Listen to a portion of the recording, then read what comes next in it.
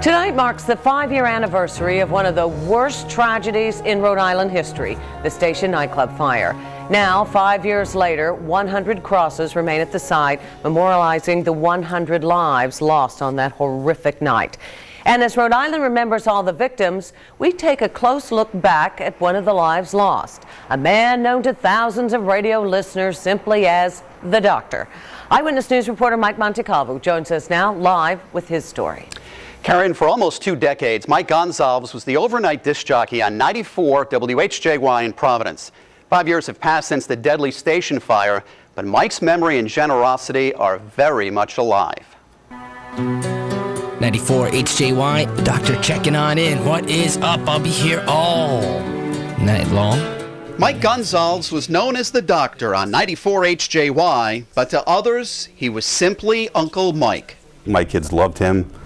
They would have done anything for him. Take a closer look. You can see some of the famous people he rubbed elbows with. But it was his other life, as a son, brother, and friend, that people who really knew him will remember most. He was the kind of guy who would show up on your kid's birthday. He'd be here on Christmas Day. Mike was the DJ that introduced Great White the night of the station fire. I actually spoke to him from the moment he left the radio station till the moment he arrived at the station fire. He pulled up and said, "Wow, there's a lot of cars here. I have to hurry up. I'll talk to you later." And that was unfortunately the last time I ever spoke to him. I was going to be there that night. I couldn't be there that night, and I felt that if I had been there that night, maybe things would have been different. Even more chilling, it was something Gonzalez actually said on his very last show.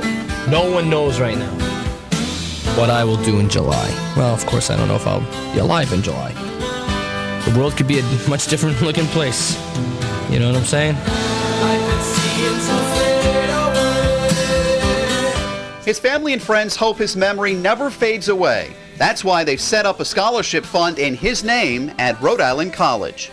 We can, keep Mike's name alive by helping kids go to his alma mater and continue his name on. It's certainly an indication of how Mike was. He was a caring, giving person. And that's what his friends and family will always remember.